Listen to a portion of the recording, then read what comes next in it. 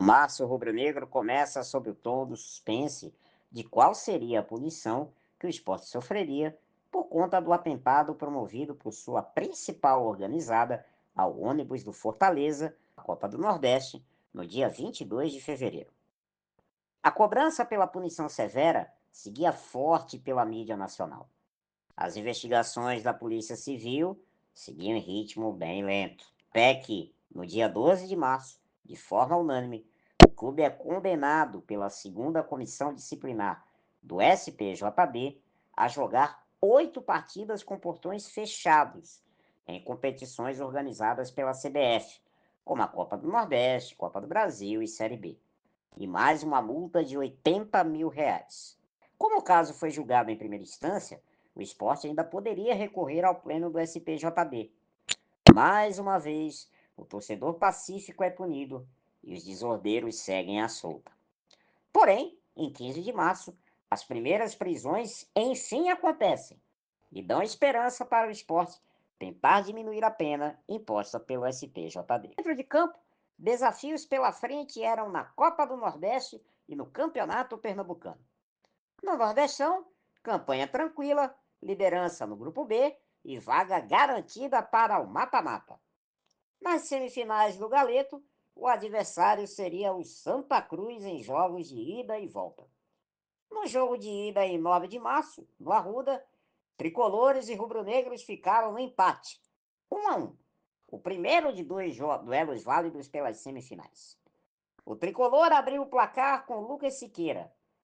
Aos 19 do segundo tempo, um apagão da luz elétrica no Arruda. Por 26 minutos, o estádio ficou às escuras. O jogo recomeçou e já no finzinho, o Leão empatou aos 45 minutos com Felipinho de falta. Antes do jogo de volta contra o Santa, o Leão leva um susto na Copa do Brasil e precisa dos pênaltis para passar a terceira fase contra o Muricy de Alagoas. No tempo normal, na Arena de Pernambuco, 1-1. Nos pênaltis, 5-4 para os donos da casa. Um jogo que rendeu mais de 2.200.000 em cotas aos rubro-negros. Nada mal, né? Na partida de volta das semifinais do Pernambucano, na Arena de Pernambuco, em 16 de março, o torcedor rubro-negro destroça o recorde de público do estádio, já que a punição no STJD não era válida para jogos do Pernambucano.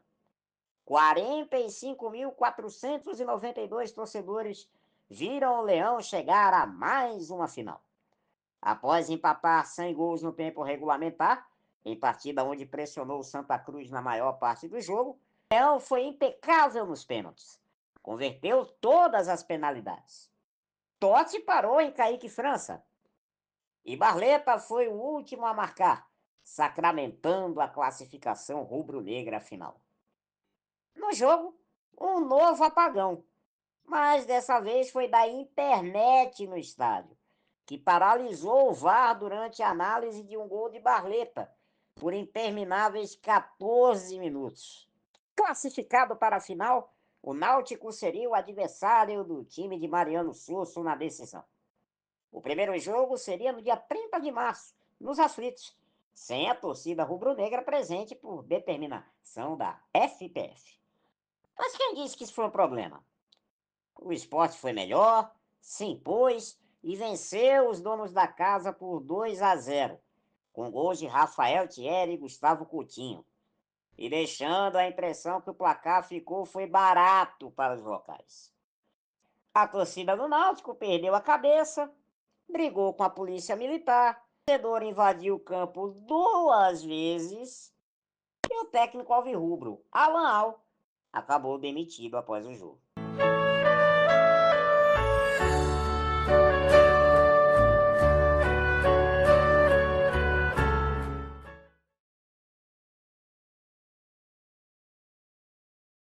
É bom começar o mês ganhando título, né?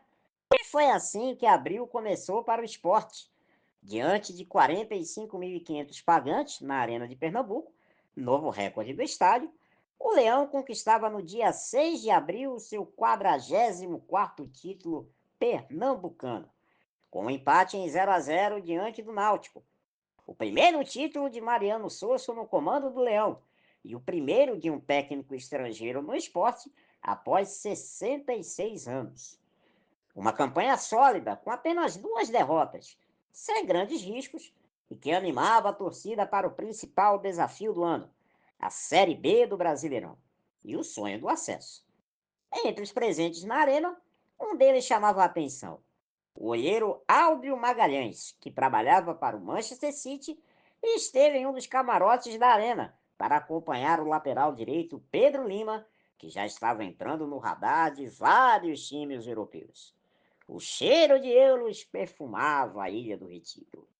Antes da estreia da Série B, o primeiro mata-mata do Leão no ano da Champions League contra o Ceará, em casa. Apesar dos chiliques do Ceará e da federação local, o esporte acabou tendo sua pena reduzida pelo SPJB. A punição de 8 jogos de portões fechados passou para 4 partidas com público, mas sem a presença da organizada envolvida no episódio do ataque à delegação do Fortaleza. Além disso, o clube também foi multado em R$ 80 mil. As obras na Ilha do Retiro, que pararam por conta da punição e dos prejuízos financeiros que elas causariam, finalmente voltaram a ser retomadas. No dia 11 de abril, o Leão avançava à semifinal do Nordestão, numa vitória na raça contra o Vozão. Felipinho abriu o placar. Recalde deixou tudo igual no segundo tempo.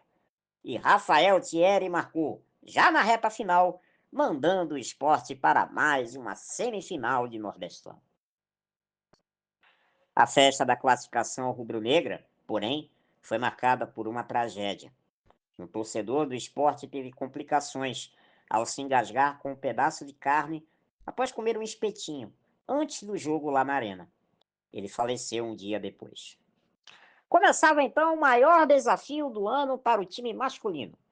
A estreia na Série B, no dia 20, na Arena da Amazônia contra o Amazonas. Antes de estrear, porém, o Leão encaminhava alguns reforços para a sequência do ano. O lateral esquerdo Dalber, ex-internacional, o volante Luciano, ex-Atletique de Minas Gerais, e o atacante Vinícius Faria, ex-Cianorte do Paraná. O ano, porém, mostraria que eles não seriam lá tão reforços assim. A estreia do Leão foi com vitória, 3-2 no Amazonas, com gols de Luciano Castan, Gustavo Coutinho e Romarinho. 12 jogos de invencibilidade para os comandados de Susso. Na sequência, outra vitória na Arena de Pernambuco sobre o Vila Nova por 2-0.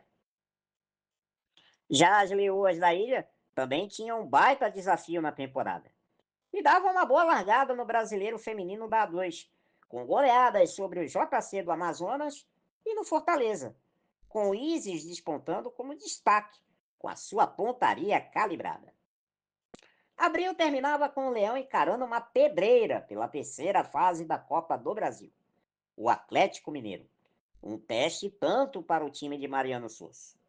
E, após 13 jogos invictos, o Sport finalmente foi derrotado pelo Galo por 2-0 no jogo de ida na Arena MRV. Apesar da derrota, o time dava a impressão de que poderia competir a vera na competição que realmente importava no calendário do ano.